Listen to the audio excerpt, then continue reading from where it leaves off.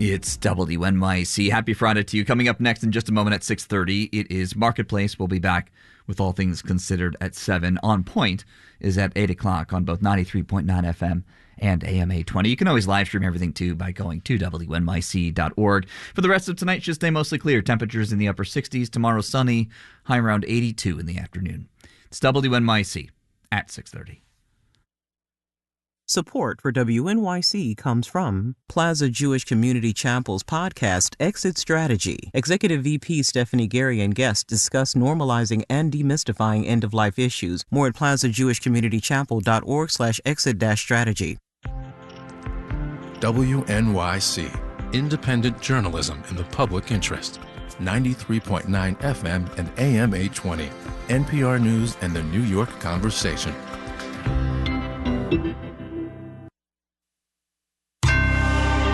Marketplace is supported by WordPress VIP. Media, enterprise, and government websites worldwide trust WordPress VIP to run, grow, and secure their websites. Learn more at WordPressVIP.com.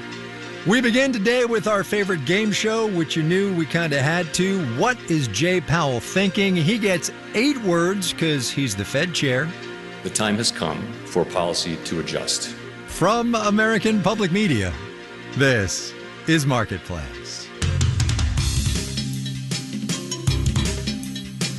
Marketplace is supported by Babbel for Business. With over 13,000 hours of language courses, Babbel is helping businesses break down language barriers and improve workplace safety. Learn more at babbelforbusiness.com. And by Angie, dedicated to helping homeowners find skilled pros to get home projects done well. Reviews, pricing, and booking at Angie.com or on the Angie app. In Los Angeles, I'm Con Risnall. It is Friday today. This one is the 23rd of August. Good as always to have you along, everybody. You know, you don't really have to read too terribly closely between the lines to understand Powell said everything except the actual words, yep, we're going to cut interest rates during that much-awaited speech of his in Jackson Hole today. But I think there is some subtext to explore here, so we will. Anna Swanson is at the New York Times. Sudeep Reddy is at Politico. Hey, you two. Hey, Kai. Hey, Kai. Sudeep, let me start with you. Toss of the coin. I'm going to play another piece of tape from Powell, and then the three of us, will discuss. Here we go. Disinflation while preserving labor market strength is only possible with anchored inflation expectations, which reflect the public's confidence that the central bank will bring about 2% inflation over time. That confidence has been built over decades and reinforced by our actions. I'm just going to say that is Jay Powell spiking the football. Sudeep? Look, he has to say something like this right now. It's been 2 years of extreme pain with high interest rates. The Fed clearly screwed up. The Fed was behind the curve, but he was banking on the idea that the Fed could fix this. Now, there are other parts of this speech where it was both a declaration of victory, but also a little bit of a mea culpa. They missed the boat on transitory, calling it transitory like a lot of economists did. Inflation was not transitory. It stuck around longer than expected. And now this is a chance for him to explain. It was a speech for history to explain at the Jackson Hole setting why the Fed missed the mark here, but also to say that they at least fixed the problem in these 2 years, and it didn't take a decade or more to fix it. Anna, I don't want to rain on anybody's parade because what the Fed has done after their initial mistakes is get inflation down from a substantial high. It has to be said, though, that price levels are still elevated. Yeah, price levels are still elevated. I mean, there's still work to do, which Powell acknowledged. But my takeaway, too, is that, if you look at the whole speech together, Powell is giving kind of himself a pat on the back here. But he also talks a lot about how there's an emerging consensus that the reason inflation is coming down is that we are just kind of normalizing from this weird pandemic economy that we've been experiencing over the past few years. That seems like that is the trajectory that has put us on this kind of soft landing course that we're on now. The fact that we're returning to normal from these weird increases in demand and supply shocks from the pandemic. So I don't doubt that the Fed, did do something in that equation, but I think there's a lot of room for debate over how much they really did, versus these other factors, as he kind of acknowledges in his speech himself. Sudeep, how sobering do you think the annual revision that we got this week to the labor market was? That 818,000 fewer jobs. While, yes, we've added a bunch of jobs, it was fewer than expected. How sobering do you think that was for the FOMC and the chairman? I think most of them were probably not hugely surprised. There are other parts of the government. The Philadelphia Fed had actually estimated a lot of this months ago, and so it shouldn't have been hugely surprising. The fact that the unemployment rate has now come up at a level that historically would indicate a recession on the horizon has got to be a sign of concern for them. The tight labor market, as Jay Powell said, has become a lot less tight, and it's comparable to what it was in 2019. That was not a great period, and what came after that was also not very good. Obviously, it was a pandemic induced recession, but when you had the conditions of the yield curve inverting, similar to where we are now, you had markets at record highs. A lot of the things have got to be concerning for them right now. And so Jay Powell is clearly indicating that the Fed is going to be here on the other side of the mandate, and he is ready to cut rates the moment there's a sign of trouble, and will not hesitate to cut rates when there's a sign of trouble. But as we all know, except for the great soft landing in the mid-1990s, whenever the Fed is in position of cutting rates when unemployment is rising, that's usually not a good sign, not a great period to be in. But at least they're ready this time. And I did think it was interesting. He said, we neither seek nor desire, I think is what he said, further softening in the labor market. I guess the question now is, now what do we do? Do you just wait for every meeting and they cut a quarter point until they get to somewhere where they're happy? I mean, I do think, that is sort of what data dependent means to a certain extent, right? Powell didn't really need or want to get ahead of the next jobs report that's going to come out on September 6th, right? Which will be a very important signal for Fed officials about the size of the rate cut that they're going to take at their next meeting, and then what they're going to do, beyond that. But I think, Sudeep is absolutely right that, he strongly signaled that we're there and there are reasons to be concerned about this unemployment rate ticking up. The pace that it's risen in the last couple of months is a pace that's rare outside of a recession. But I also thought it was really interesting that the reasons that the unemployment rate are rising, it's not that we're seeing sort of a lot of elevated layoffs like you would see in an economic downturn, but you're just seeing kind of a slowdown in the pace of hiring. So that's interesting, but there's still clearly reason to be worried. And, Powell is saying that cooling is unmistakable at this point. Let me just go to the buzzword, and I'll ask both of you the same question. And Anna, you get to go first. Is this a soft landing or too soon? I think, it clearly has been a soft landing so far, but you haven't landed until you've really landed, right? And so this soft landing is just taking much longer than I think any of us had anticipated, and we have to see it all the way through. Floating down the runway. Sudeep, what do you think? Soft landing or too soon? This is definitely better than anybody could have expected. It's a softer landing than we would have ever hoped for when we saw inflation as high as it was, and we saw interest rates go up as quickly as they did. And so at least we are not in what would have been considered a worst case scenario. I just think it's way too soon to be able to make that judgment, especially with what we've seen happening with the unemployment rate and some of the other labor market factors out there. And that's got to be high on Jay Powell's mind right now. Yeah. Sudeep, last one to you. And I'm just going to put you on the spot because I feel like it. 50 basis points or 25, do you think, in the September meeting? Half percentage point or a quarter point? At this point, it really will rest on another labor market report, another inflation report. But there's very little damage that will be done if they make a first cut of 50 basis points. And it seems like a lot of the Fed is heading in that direction of moving faster rather than slower. Sudeep Reddy at Politico, Anna Swanson at the New York Times on a Friday afternoon. Thanks, you two. Thanks, guys. Have a nice weekend. On Wall Street today, do I even have to tell you? Well, I do. We'll have the details when we do the numbers.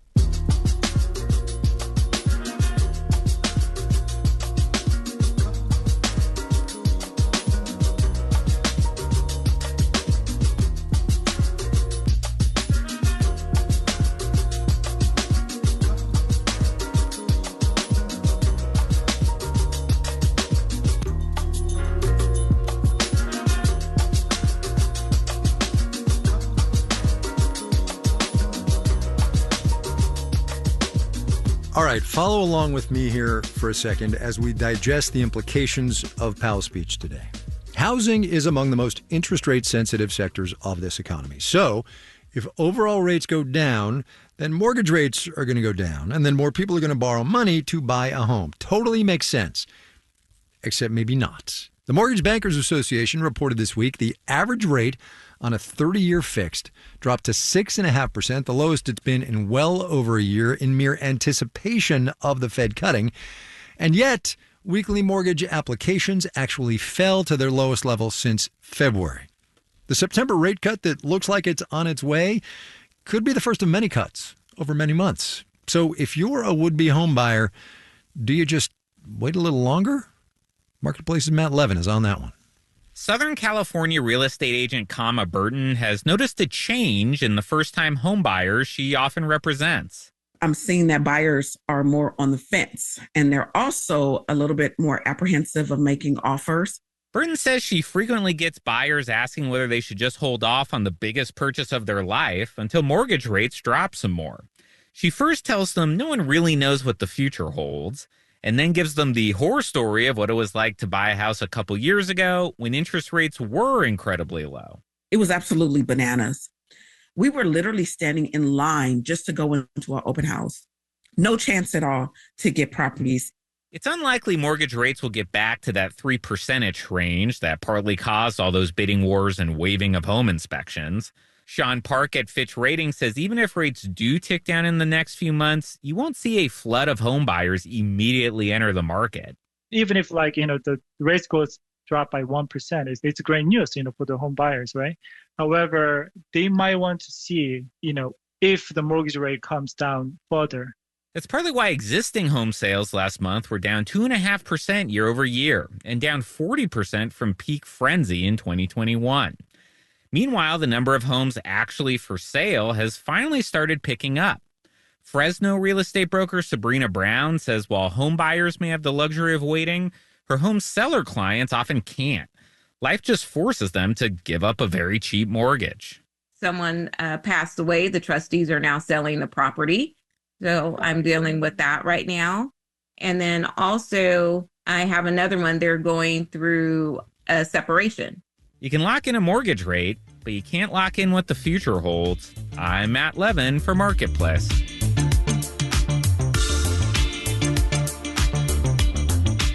I know what the future holds for you.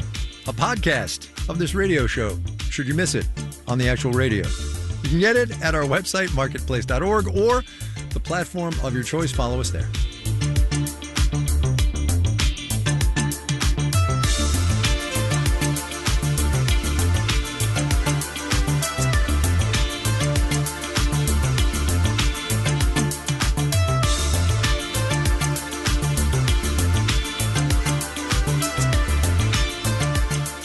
Coming up. And there'll be people outside, 35 degrees, in sleeping bags using the internet. When you need to get online, you need to get online. But first, let's do the numbers. Yeah, the really happy music. Thank you, Jay Powell. Dow Industrial's up 462 today, just over 1.1%, 41,175. NASDAQ grew 258 points, that's 1.5%. Closed at 17,877. The S&P 500, 63 points to the good, 1.2%, 56 and 34. For the 5 days gone by, the week that was, the Dow up 1.6%, the NASDAQ up 0.2%, S&P 500 picked itself up 0.9%. The Biden administration says it's going to resume offering free at-home COVID-19 self-tests in late September. Some test maker stocks then, Abbott Laboratories, found about 0.5%. CVS Health Corporation improved 1.7% today. Fast casual Mediterranean restaurant chain Cava posted higher than expected earnings today. The company credited its new grilled steak. Must be some steak, as one reason it had done so well over a quarter where other restaurants saw declines. Cava Group just up 19.6%. Must be really good steak, right? Bonds rose, yield on the 10-year T-note fell 3.79%. You're listening to Marketplace.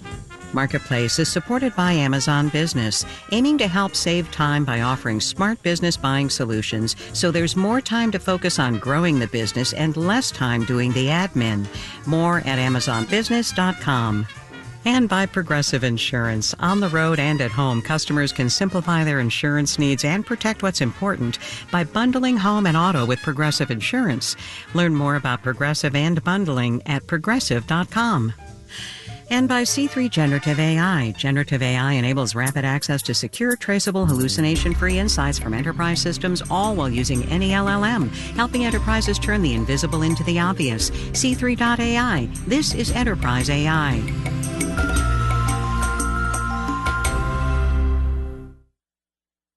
WNYC is supported by City Harvest, who are on the road every day rescuing 77 million pounds of nutritious food a year for New Yorkers in need, transforming surplus food into sustenance and sustainability. That's how they feed good. More at cityharvest.org.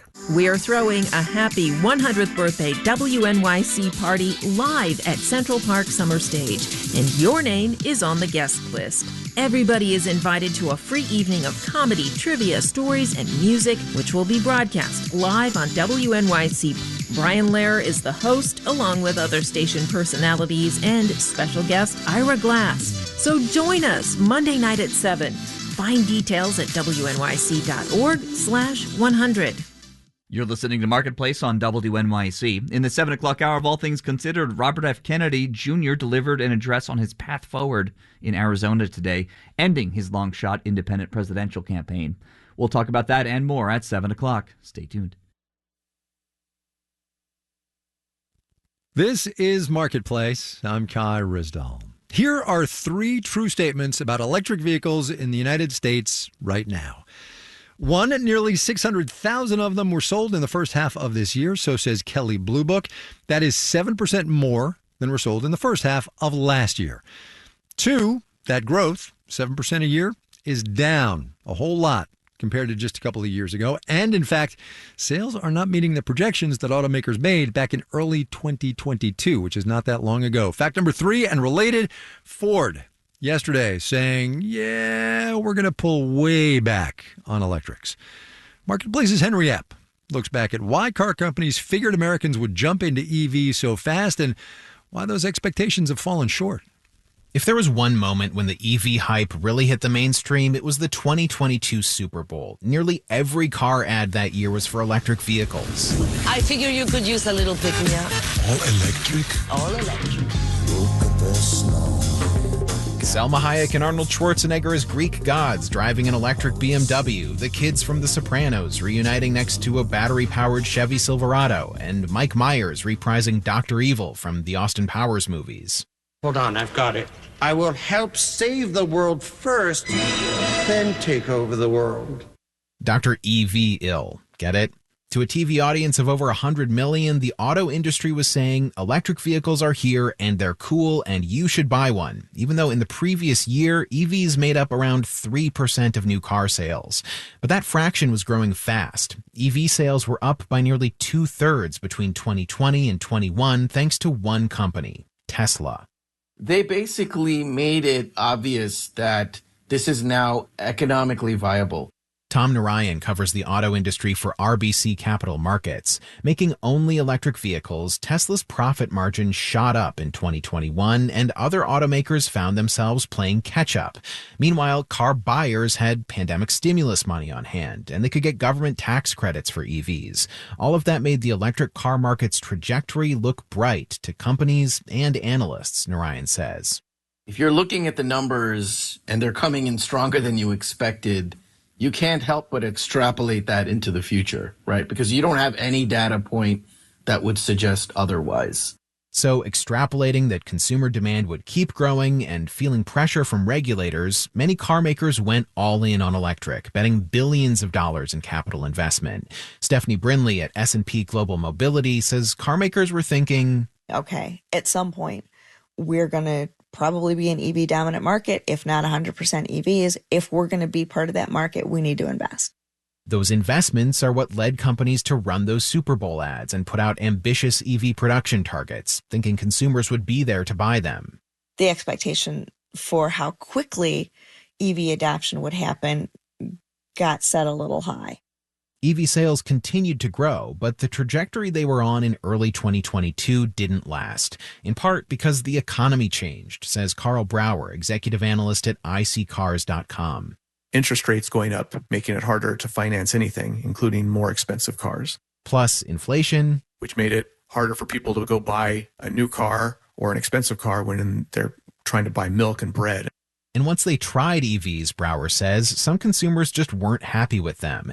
Scott Lambert has seen that in Minnesota, where he's the head of the state's Automobile Dealers Association. He says electric cars haven't met two of the needs for some drivers in his state: driving in cold weather and towing things. If you've got an electric truck and you think you're going to pull your ice house onto the lake on a cold February day, you better plan your day pretty carefully, because you'll lose a lot of range pulling that ice house, and you'll lose a lot of range in the cold weather. But even if EVs aren't meeting everyone's needs now, they might in the long run. I really think it's important to recognize that the EV transition was always going to be a 10 to 15 to 20 to 30 year sort of time frame. Stephanie Brinley at S&P Global Mobility says despite the recent slowdown in sales, the auto industry is still betting that EVs are the future. But it's realized this is not a sprint, it's a marathon. I'm Henry Epp for Marketplace.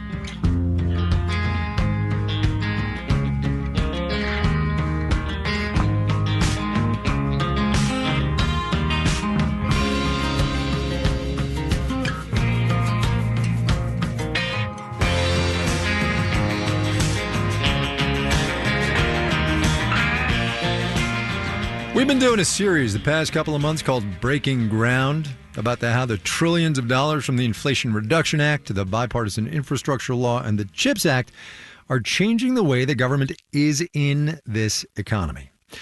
Next week, we're going to be tackling one piece of that, the Broadband Equity Access and Deployment Program, BEAD for short.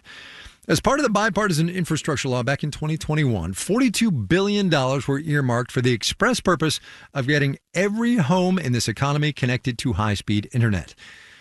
Before we get to the nitty-gritty of how that is actually going to happen, and trust me, we are going to get there next week, we wanted to set the scene for you and also set the stakes. Well, here we are, the Spencer County Public Library. I was in Taylorsville, Kentucky a couple of months ago. It's about an hour southwest of Frankfort, Kentucky's capital. Population almost 6,200.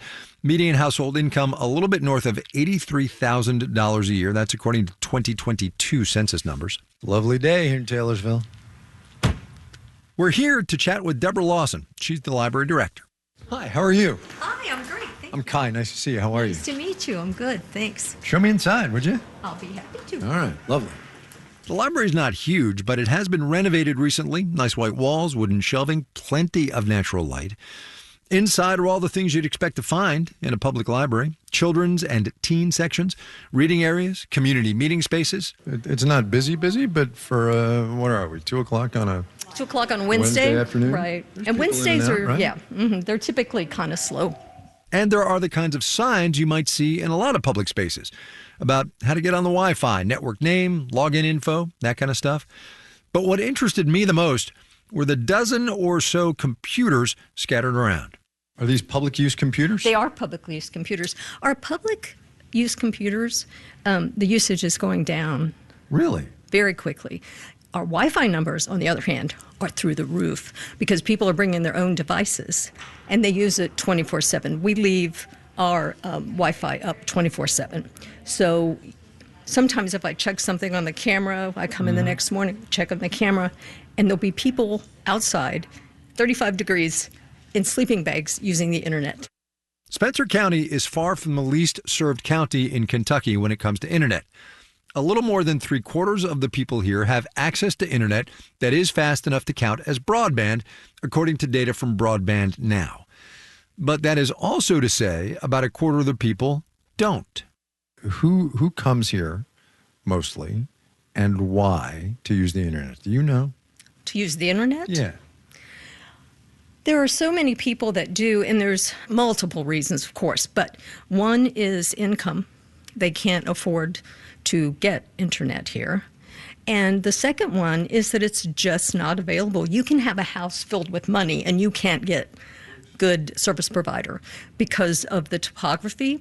And also, some people can look 100 yards down the road and see a house that has internet access, but they can't get it because it's stopped right there. And the provider is not going to go down the road for one house. What would these people do if you weren't here?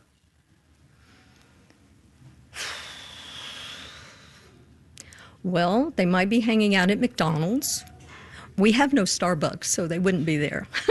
We're a no Starbucks town. And I can't even imagine. I can't even imagine, because the services that we provide and the way they use our computers are participating in society. They're doing their insurance. They do their taxes. They're participating. The library is footing that bill to participate. How much is your internet bill every month? Oh. Don't look it up if you need Well, to. our internet bill, it's going up. We're going to get fiber. I'm so excited. Are you sure? Yes, I am sure, because it's in the city. Okay, so it runs from downtown out to the high school. And the price finally came down low enough where we could get it with E-rate and we can afford it. The education rate, E-rate. So that's going to run around $9,000, but E-rate will pay 70%. So I think that is about $6,300. They're going to pay $6,300. It leaves you on the hook for, doing the math, $2,700. Is that a month or a year? That's for a year. Oh, all right. Just checking, because you can see some. Well, yeah. Right? Exactly. I mean, you can see it. So there's a huge federal infrastructure bill. There's $42 billion in internet money. $1 billion coming to the state of Kentucky. Right. Fiber is going to pay for some chunk of that to come to you. Right. What's it going to look like here in 5 years? Like when you're about to think about starting to get ready maybe to retire. No offense. No, that's fun. Well, that it'll look pretty good, I think, if it funnels down to this level. Well, that's the plan, right? The plan is for this $1 billion that they're going to get in Frankfurt to wind up here somehow. That would You're be nodding wonderful. and you're like, yeah, well, and I think it will, but it depends on how it's passed out. I'm hopeful. I'm positive it's going to be great, Kai. It's going to be great. Now you're definitive. No. Now you're definitive. Now All I'm right. definitive. There we go. I try to avoid that. Yeah. I understand. This is just one library in a single state, but it is a really good example of what communities all over the United States are dealing with in the pursuit of internet access. So next week, we'll explore what it's going to take to get every home in the country connected, what the opportunities are, what the challenges look like, and how it all works in a year where federal priorities might change. Broadband in the Bluegrass State, the next installment of our series, Breaking Ground, coming up on Monday.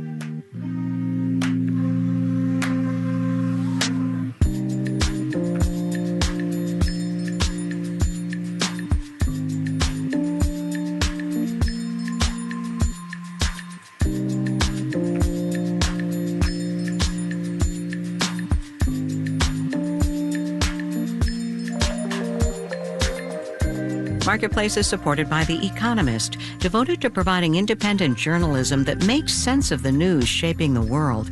More at economist.com or with The Economist app, newsletters, and podcasts. This final note on the way out today, one more from Chair Powell. Sudeep alluded to this, a victory lap of sorts. The good ship Transitory was a crowded one, with most mainstream analysts and advanced economy central bankers on board. I think I see some former shipmates out there today. The days of Transitory. Maybe a little mea culpa there as well.